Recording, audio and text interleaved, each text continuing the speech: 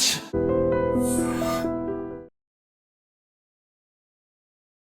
నమస్తే, ఐడ్రీమ్ ప్రేక్షకులకు నమస్కారం. ఫ్రెండ్స్, మనం మార్కెట్ అప్డేట్ చూద్దాం. మనకి బుధవారం రోజు సెన్సెక్స్ 0.89% పెరిగింది. అలాగే నిఫ్టీ 0.92%, అంటే బుధవారం రోజు బాగా పెరిగింది మార్కెట్. మనకి ఆర్బీఐ మానిటరీ పాలసీ మార్కెట్ పెరగడానికి ఊతం ఇచ్చింది. అలాగే మనకి గురువారం దసరా ప్లస్ గాంధీ మహాత్ముడి జయంతి సందర్భంగా హాలిడే. ఈరోజు ఫ్రైడే.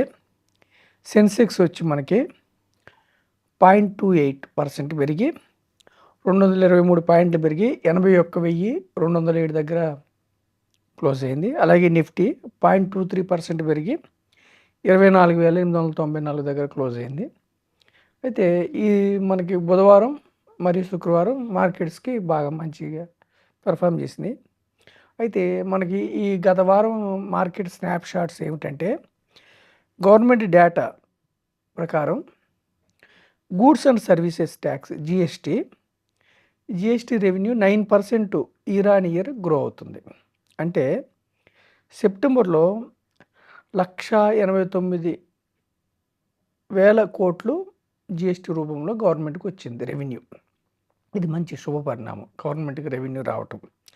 తర్వాత ఇంకా ఏమిటంటే, ఫినాన్స్ మినిస్టర్ నిర్మలా సీతారామన్ గారు ఏం చెప్పారంటే, మనకి ఒక ప్రోగ్రాం లాంచ్ చేశారు. ఏంటంటే అది ఆప్కి పూంజీ ఆప్కి అధికార్, అంటే యువర్ మనీ యువర్ రైట్, మీ డబ్బు మీకు అధికారం. ఇదేమిటంటే, చాలామంది ఎఫ్డీలు, బ్యాంక్స్లో ఉన్న ఎఫ్డీలు కానీ, షేర్స్లో డివిడెండ్స్ కానీ అన్క్లెయిమ్డ్, అంటే తీసుకోకుండా వదిలేస్తున్నారు.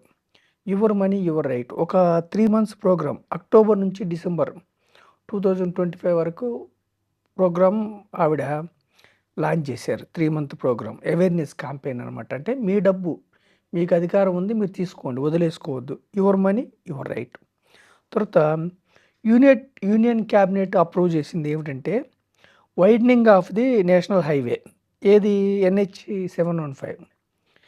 ఎంత మనీతో అంటే 6,957 కోట్లతో యూనియన్ క్యాబినెట్ మనకి నేషనల్ హైవేని వైడెన్ చేయడానికి అప్రూవ్ చేసింది. ఏంటి హైవే అంటే NH 715, అది క్యాలీబార్ నుంచి నుమాలీగర్ వరకు. అంటే ఏంటంటే, గవర్నమెంట్ స్పెండింగ్ ఇన్ఫ్రాస్ట్రక్చర్ మీద ఖర్చు పెట్టడం వల్ల మనకి జీడిపి బూస్ట్ అవుతుంది, దేశం ముందుకెళ్ళడానికి అవకాశం ఉంటుంది. తర్వాత రిజర్వ్ బ్యాంక్ ఆఫ్ ఇండియా ఈ వారంలో జరిగినవి ఏంటంటే, reserve bank of India monetary policy committee, అంటే MPC మానిటరీ పాలసీ కమిటీ యునానిమస్గా ఏం చేసిందంటే, రెపో రేట్ 5.50 ఏం చేంజ్ చేయకుండా అలాగే ఉంచారు. దీనివల్ల ఏమైందంటే, మార్కెట్కి మంచి ఊతం ఇచ్చి బ్యాంక్ స్టాక్స్, ఫినాన్షియల్ స్టాక్స్ అంతా మార్కెట్స్కి లాస్ట్ చివరి 2 రోజులు, వెన్స్డే అండ్ ఫ్రైడే చక్కగా పెరిగిందనమాట. గ్లోబల్ అన్సర్టనిటీస్ ఉంటే కూడా మన మార్కెట్స్ మళ్ళీ కొంచెం రికవర్ అయినాయి.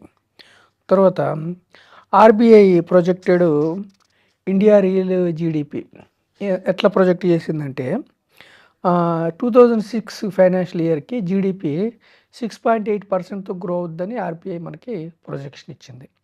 అలాగే సెకండ్ క్వార్టర్ 2026 సెకండ్ క్వార్టర్లో 7%తో గ్రో అవుతుంది జీడిపి. అలాగే థర్డ్ క్వార్టర్లో 6.4, ఫోర్త్ క్వార్టర్లో 6.2, ఇలా ఈ పర్సంటేజ్ వైజ్గా గ్రో అవుతుందని ఇచ్చింది. ఓవరాల్గా 6.4, 2027 ఫస్ట్ క్వార్టర్లో మాత్రం 6.4%తో జీడిపి గ్రో అవుతుందని మనకి ఆర్బీఐ ప్రొజెక్షన్ ఇచ్చింది. అంటే ప్రపంచ దేశాల్లో చక్కగా జీడిపితో ముందుకెళ్తున్న దేశం మనదే. కాబట్టి లాంగ్ టర్మ్ ఇన్వెస్టర్స్ మీరేం భయపడద్దు, గ్లోబల్ అన్సర్టనిటీస్ చూసి ఏం భయపడద్దు. ఈక్విటీస్లో షార్ట్ పీరియడ్ కోసం ఉన్నప్పుడు కొంచెం ఇబ్బంది ఉంటుంది, కానీ లాంగ్ టర్మ్కి అయితే ఇబ్బంది ఉండదు. అలాగే RBI projected consumer price index, అంటే సిపిఐ, ఇన్ఫ్లేషను 2.6% ఈ ఫినాన్షియల్ ఇయర్ 2.6%. అలాగే సెకండ్ హాఫ్, అంటే 2026 సెకండ్ హాఫ్లో 1.8, థర్డ్ క్వార్టర్‌లో 1.8, ఫోర్త్ క్వార్టర్‌లో 4% ఇన్‌ఫ్లేషన్ ఉంటుందని ప్రొజెక్షన్ ఇచ్చారు. అలాగే 2027 ఫస్ట్ క్వార్టర్‌లో మాత్రం 4.5% ఉంటుందని ఇన్‌ఫ్లేషన్ ప్రొజెక్షన్ ఇచ్చారు. అంటే ఇన్‌ఫ్లేషన్ కూడా ద్రవ్యోల్బణం కూడా అదుపులో ఉంది కాబట్టి, ద్రవ్యోల్బణం అదుపులో ఉంది, జీడీపీ ముందుకెళ్తుంది కాబట్టి మన మార్కెట్స్ ఇబ్బంది పడేదేం లేదు. ఇన్వెస్ట్మెంట్ చేసుకోవచ్చు చక్కగా. లాంగ్ టర్మ్‌లో అయితే మీకు ఇబ్బంది ఉండదు. అలాగే ఇంకేమిటంటే reserve bank announced incentives announce చేశారు. ఎవరికంటే బ్యాంక్స్‌కి. ఎందుకు అనౌన్స్ చేశారంటే అన్‌క్లెయిమ్డ్ డిపాజిట్స్, చాలా డిపాజిట్స్ బ్యాంక్స్‌లో చాలామంది వదిలేస్తున్నారు. అన్‌క్లెయిమ్డ్ తీసుకోవట్లేదు. సో, అన్‌క్లెయిమ్డ్ డిపాజిట్స్‌ని తగ్గిస్తే మీకు బ్యాంక్స్‌కి ఇన్సెంటివ్ ఇస్తామని రిజర్వ్ బ్యాంక్ ఆఫ్ ఇండియా ఒక అనౌన్స్ చేసింది. తర్వాత యూఎస్ ఎంప్లాయ్‌మెంట్ డేటా కూడా వచ్చింది. 32,000 జాబ్స్ సెప్టెంబర్‌లో 32,000 జాబ్స్ పెరిగినాయి. అదే ఆగస్ట్‌లో అయితే 3,000 జాబ్సే job data. So, US employment data కూడా బాగుంది. అలాగే మన స్టాక్స్, మన యొక్క ఇండిసెస్ వెన్స్‌డే అండ్ ఫ్రైడే చక్కగా గ్రో అయినాయి, ముందుకెళ్ళినాయి. తర్వాత గ్లోబల్ అన్సర్టనిటీ కొనసాగుతున్నా కానీ ఈ 2 డేస్ అయితే మనకి మార్కెట్‌కి మంచిగా వచ్చినాయి. టాప్ గెయినర్స్ వెన్స్‌డే అయితేనేమో top gainers Tata Motors, Shriram Finance, Kotak Mahindra, Adani Enterprises and Trent.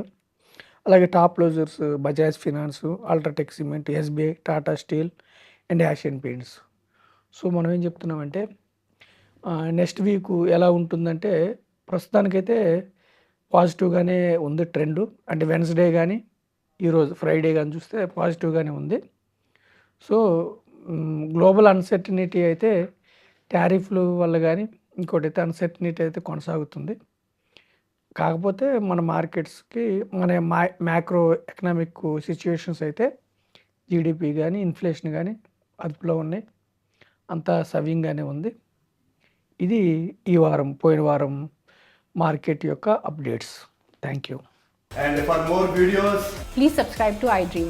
Please subscribe to iDream. Please subscribe iDream. And please subscribe to iDream. For more videos, subscribe to iDream. please like, share, and subscribe to the channel. Congratulations, iDream. subscribe to iDream. Subscribe to iDream. So subscribe to iDream Media. iDream ki iDream team అందరికి huge congratulations. Please subscribe iDream Media. Please subscribe to iDream. Subscribe iDream. Please subscribe to iDream. iDream అంటే నా కళల channel subscribe చేసుకున్న నోరు తిరుగుతలేదు. మీరైతే గంట గుర్తు కొట్టండి. For more such videos, please subscribe to iDream. Subscribe to iDream. Please subscribe to iDream. Please subscribe iDream Media. Please do subscribe to iDream. Please subscribe to iDream Media. For best entertainment and information, please subscribe iDream. And don't forget to subscribe to iDream.